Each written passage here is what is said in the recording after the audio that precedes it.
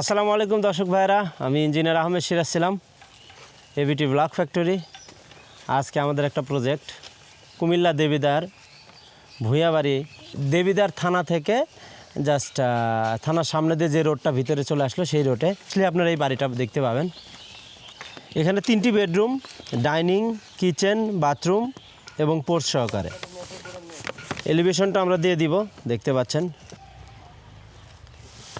858 square ফিটের বাসা, যেটার বাজেট মূল্য 7,30,000 টাকা।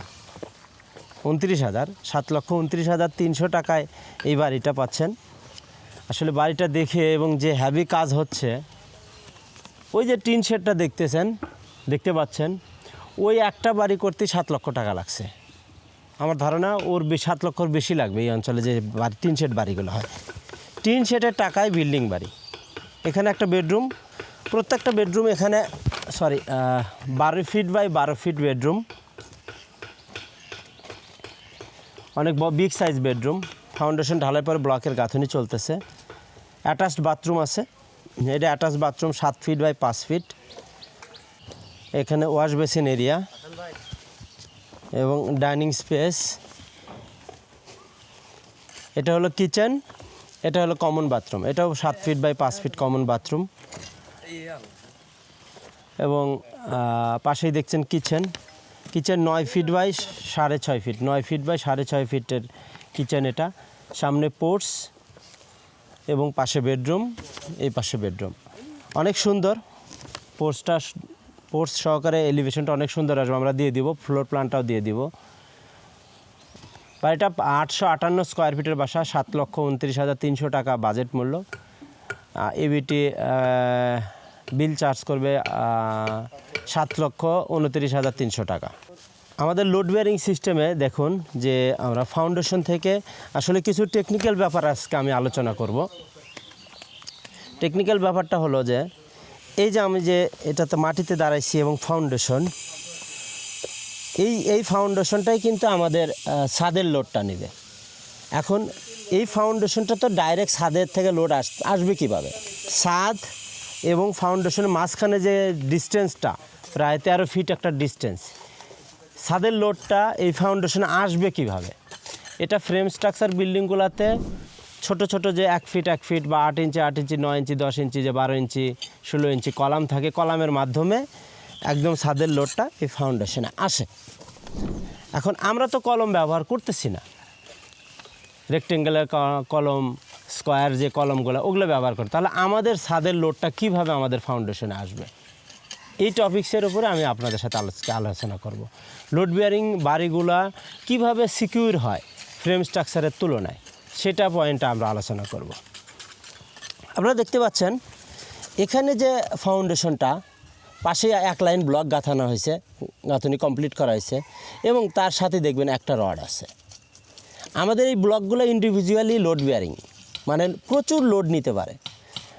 আমাদের যে ফ্রেম স্ট্রাকচার যে বিল্ডিংগুলো আমরা বিল্ডিংয়ে যে কলামগুলো ব্যবহার করি, সেই কলামের যে পিএসআই লোড নিতে পারে সে 4,000, 4,500, 3,500 থেকে 4,500 পিএসআই লোড নিতে পারে। বাট আমাদের এই ব্লকগুলা 6,000 থেকে 6,500, 7,000 পিএসআই পর্যন্ত লোড নিতে পারে।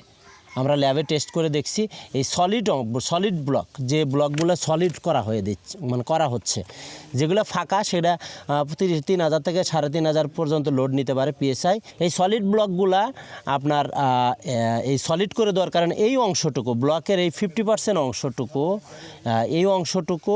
এই পর্যন্ত প্রায় 8 ইঞ্চি আরও 4 ইঞ্চি, প্রায় 12 ইঞ্চি জায়গা, 12 ইঞ্চি বাই 6 ইঞ্চি জায়গা, এটা সলিড হয়ে যাচ্ছে। এই সলিড অংশটুকু আমাদের 6,000 প্লাস লোড নিতে পারে। এরকম দেখেন, এই পর্যন্ত আমি বোঝাচ্ছি যে এরকম দেখেন আমাদের 2.5 ফিট 3 ফিট পরই আমাদের কলম আছে দরজা জানালার পাশাপাশি। দর্শক ভাই, তাহলে বুঝলেন যে এই ফাউন্ডেশন থেকে আমরা এই ব্লকের মাধ্যমে আমরা ছাদ পর্যন্ত চলে যাব, ব্লকটা ছাদ পর্যন্ত নিয়ে যাব। আমি ওইটাই বোঝাবো যে এই লোডটা কিভাবে কাজ করে। আসুন এখানে দেখালে আপনারা ভালো বুঝতে পারবেন। এই ওয়ালটা আমাদের ফাউন্ডেশন থেকে ছাদ পর্যন্ত চলে আসতেছে, এটা ছাদ পর্যন্ত চলে আসতেছে একদম ছাদের বটম লেভেল। আমরা যদি এখন যেহেতু ছাদ না হয় নাই, আমরা কল্পনা করি একটা ব্লক দাও, এখানে একটা ব্লক এভাবে শোয়ায় দাও, এভাবে দাও, এখানে এখানে এর হ্যাঁ বাস, একটু পেছনে, একটু পেছনে। সে আমরা ধরে নিলাম এটা আমাদের ছাদও 5 থেকে 5.5-6 ইঞ্চি ছাদ হয়, ধরে নিলাম এটা আমাদের ছাদ। দর্শকবার আমি আবার বলছি, আমরা কিন্তু ফাউন্ডেশন থেকে একদম ভার্টিক্যালি চলে আসলাম। এই ওয়ালগুলা কিন্তু একদম ফাউন্ডেশন থেকে চলে আসতেছে উপরে একদম। আমরা যেহেতু আমাদের ছাদ পর্যন্ত যায় নাই, আমরা ধরে নিচ্ছি এটা একটা স্ল্যাব। তাহলে এই স্ল্যাবের লোডটা এই ওয়ালগুলো কীভাবে বহন করবে সেটা আমি বলতেছি। আমরা মেশনারিজের কিছু সিস্টেম জানি। আমাদের যে ছাদের যে ভার্টিক্যাল যে প্রেশারটা যেটা আসে ব্রিক ওয়ার্ক বা মেশনারি যে রেইনফোর্সমেন্ট যে ব্লক ওয়ার্কগুলোতে হয়, সেগুলোতে কিন্তু আমরা দেখব আমরা লোড পড়ার কারণে যদি কখনও ক্র্যাক আসে, তো রোডটা এটা কিন্তু ডাইরেক্ট এভাবে যায় না, ডাইরেক্ট ভার্টিক্যালি যায় না, এভাবে যায় না। এটা এই লোডটা এখানে আসবে, এভাবে আসবে।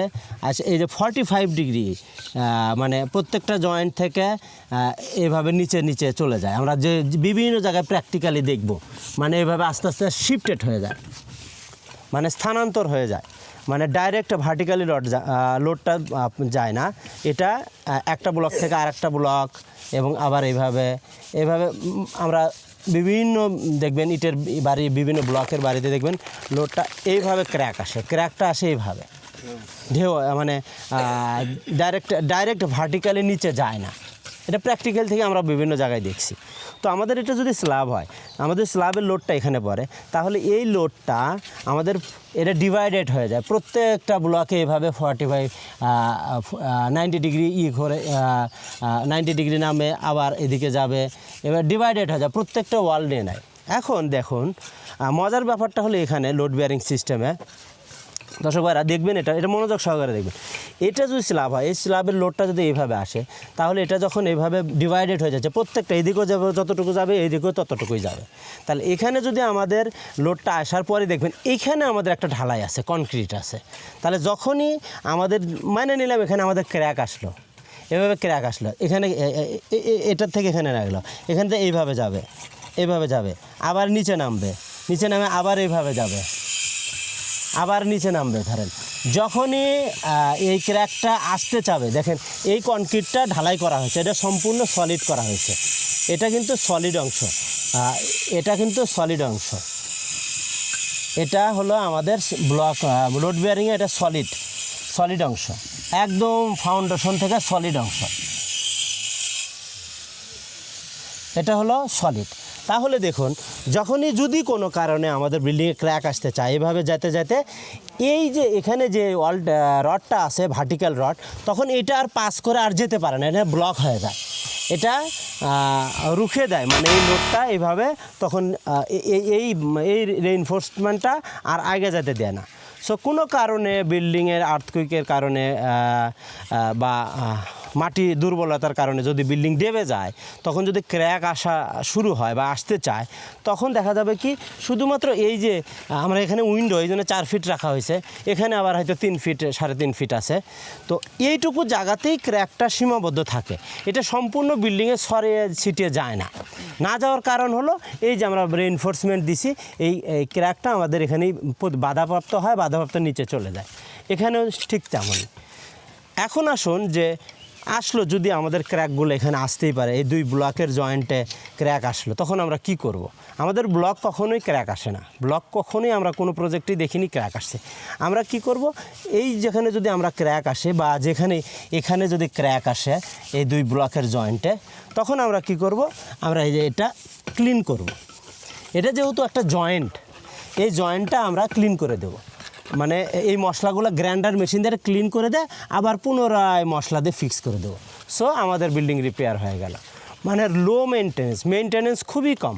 এটা যদি ফ্রেম স্ট্রাকচারের হয়তো এটা মেনটেন্যান্স কস্ট হ্যাভি আসতো, কারণ ফ্রেম স্ট্রাকচার একটা বিল্ডিংয়ের কলাম যদি ক্র্যাক আসে, যদি সমস্যা হয়, সেটাকে রিপেয়ার করা বা সেটাকে রিস্টোর করা অনেক ডিফিকাল্ট এবং টেকনিক্যাল জ্ঞান থাকতে হবে। সেখানে ডিজাইন করতে হয়, আলাদা আউটসাইড রেইনফোর্সমেন্ট প্রোভাইড করতে হয়। বাট আমাদের লোড বেয়ারিংয়ের সিস্টেমে তা না, স্ল্যাবের লোডটা আসে, এই লোডটা প্রত্যেকটা ওয়াল নিয়ে যায় এবং প্রত্যেকটা পার স্কোয়ার ইঞ্চিতে যে লোডের পরিমাণ আসে তার চাইতে আমাদের ব্লক অনেক বেশি লোড নিতে পারে। ছাদের যে লোডটা আসে অনেক বেশি আবার ডিজাইন করা থাকে, এবং যদি কোনো কারণে আসেও সেক্ষেত্রে ওয়ারি হওয়ার কিছু নাই।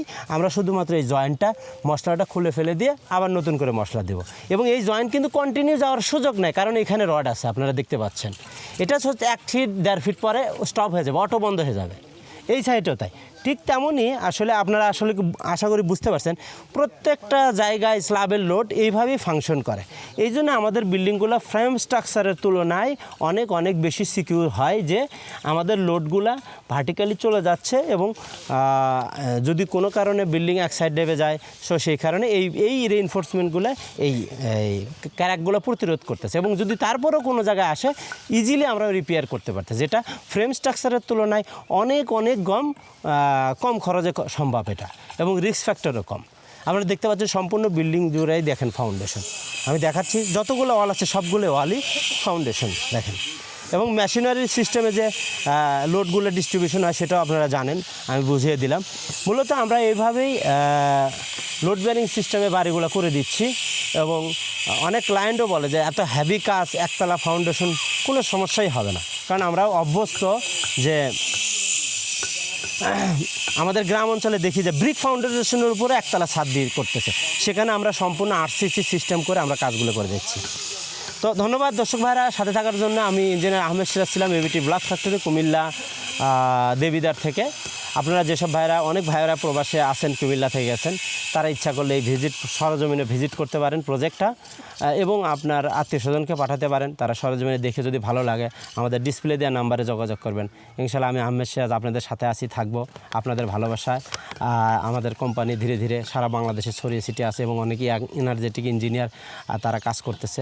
আপনারা তাদের সাথে একটু কোঅপারেট করবেন, যাতে আপনার বাড়ি আরও কাজ কোয়ালিটি সম্পন্ন আমরা দিতে পারি। ধন্যবাদ, আসসালামু আলাইকুম।